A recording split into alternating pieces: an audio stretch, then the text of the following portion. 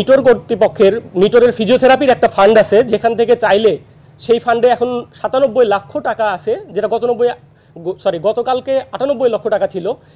সেখান থেকে চাইলে তো একটা প্ল্যান করে আমাদেরকে এই মুহূর্তে ন্যূনতম পরিমাণ একটা টাকা দিয়ে হলেও ইন্টার্ন ভাতা দেওয়া সম্ভব। আমাদের এই বয়সে এসে ইন্টার্ন করতে হচ্ছে বিনামূল্যে, যেটা একদম অন্যায়, বৈষম্যের শিকার আমরা। আমার বয়স এখন 27 বছর, এসে আমাকে 1 বছর ইন্টার্নি করতে হচ্ছে 8টা থেকে 2টা পর্যন্ত, কিন্তু সেটা বিনামূল্যে। নিটোর কর্তৃপক্ষ চাইলেই এই ফান্ড থেকে আমাদেরকে দিতে পারে, কিন্তু তারা কোনোভাবেই সেখান থেকে দিতে চায় না। তারা বলে তারা এখান থেকে দিতে একেবারেই অপারগ, তাদের কোনো এখানে ক্ষমতা নেই। তারা শুধু আমাদেরকে এইভাবে ঘুরায়, কিন্তু বাস্তবে আমাদের কষ্টটা কেউ কখনো বুঝতে চায় নাই, কেউ কখনো আমাদেরকে তাদের সন্তানের মতো করে ধারণ করে নাই।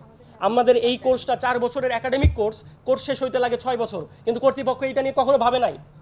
অনেক টাকা আমাদেরকে দিতে হয়, যে টাকাগুলোর কোনো রসিদ আমরা পাই না। কেন পাই না?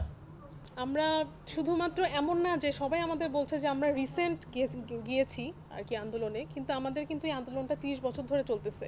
আমাদের প্রিভিয়াস যারা সিনিয়ররা ছিল তারা কিন্তু অলরেডি আন্দোলন করেছে, কিন্তু যখন তারা পায়নি, এভাবে না পাওয়ার জন্য এভাবে কিন্তু আস্তে আস্তে এখন আমরাও পাচ্ছি না।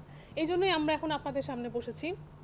আমাদের ডিউটি টাইমটা হচ্ছে 8টা থেকে 2টা পর্যন্ত, ননস্টপ আমাদের ইনডোর আছে, আউটডোর আছে, সব জায়গায় আমাদের পেশেন্ট দেখতে হয়। তাদেরকে আমরা যে হেল্পটা করি, সেই হেল্পটা করব কিভাবে যদি আমরা সেটার কোনো মূল্য না পাই? আমরা এত কষ্ট করে, আমরা যারা এমবিবিএস পড়ে তাদের থেকে কিন্তু আমাদের সাবজেক্ট বেশি, আমাদের কষ্ট বেশি। আমি ভর্তি হয়েছি 2019-এ, আমার সেশন 18-19। এখন আমি পাশ করে বের হচ্ছি 2024-এ, আমার সার্টিফিকেটে 25-এ, আমার সার্টিফিকেটে লেখা 23-এ পাশ করা, কিন্তু আসলে কিন্তু আমি 25-এ বের হচ্ছি। তাহলে এই যে আমি আমার লাইফের পুরো 6-7টা বছর দিয়ে দিলাম, সেটা কেন দিলাম? আমি যে ইন্টার্নটা করব, আমার ভেতর থেকে ইচ্ছাটা আসবে কিভাবে আমি যদি সেটা কোনো উপযুক্ত ভাতা না পাই? টিচাররা তো আমাদেরকে টিচিংও করবে না যদি তাদের কোনো অনারিটা যদি না পায়, তাহলে আমি কেন সামান্য পরিমাণে অনারিটাও পাবো না? সেটাই আমাদের কর্তৃপক্ষকে আজকে বলা হয়েছে।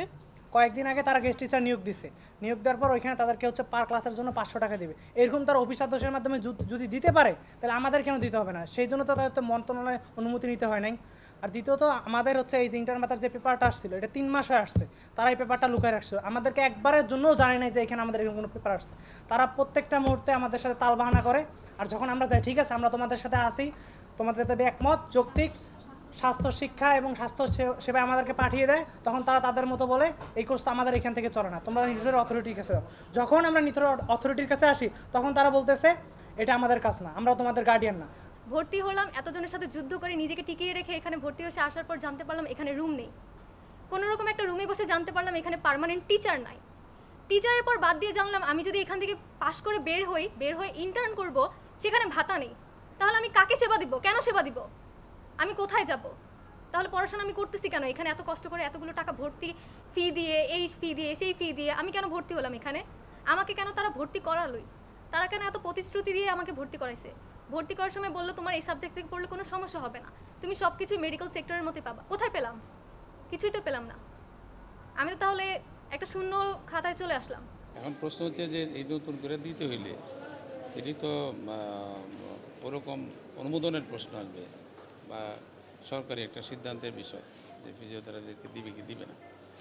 তবে এই ধরনের কোনো যদি না হয়, তা আমাদের তো দেওয়ার সেরকম কোনো সত্যিকার অর্থে আমাদের এখতিয়ার হয়ে পড়ে। ও তাদের কথা আমি বলছি যে বিষয়গুলো নিয়ে ঊর্ধ্বতন কর্তৃপক্ষকে আমরা চিঠি দিব এবং আমরা প্রয়োজনে কথা বলবো। যদি তারা মনে করে যে কোনো কিছু করার সুযোগ থাকে, তাহলে তারা সেটা করবে। এইটুকু হলো আমাদের বক্তব্য। এবং আমি অনুরোধ করবো ছাত্রদেরকে শান্ত থাকার জন্য, কারণ যে কোনো আর্থিক বিষয়টা তো এরকম বসে বললে সমাধান হবে সেটা না, এটা আমাদের পক্ষে সম্ভাবনা আছে। তাদের একটা অভিযোগ ছিল যে আসলে একটা চিঠি এসেছিল মন্ত্রণালয় দীর্ঘদিন, সেটা নাকি তাদেরকে জানানো হয়নি। আর একটা হচ্ছে তাদের একটা ভর্তি টাকা না হয় এবং সেই টাকাটা নাকি আসলে কোনো রসিদ দেওয়া হয় না। এই বিষয়টা নিয়ে আসলে কী বলবেন? মন্ত্রণালয়ের যে চিঠিতে আসছে, সেই চিঠিটা হলো হাসপাতাল ডিরেক্টর, উনি স্বাস্থ্য অধিদপ্তরের শিক্ষার মহাপরিচালককে চিঠি দিয়েছেন। সেই চিঠিতে উনি বলছেন যে তার বিষয়টা করা যায়, এর একটা অনুলিপি আমাকে দিয়েছেন অবগতি হওয়ার জন্য। এটা আমাদের প্রতি কোনো নির্দেশনা বা এটা বাস্তবায়নের জন্য নয়। তারা হয়তো চিঠিটা হয়তো ছাত্র মানুষ হয়তো অতটা বুঝতে পারে নাই।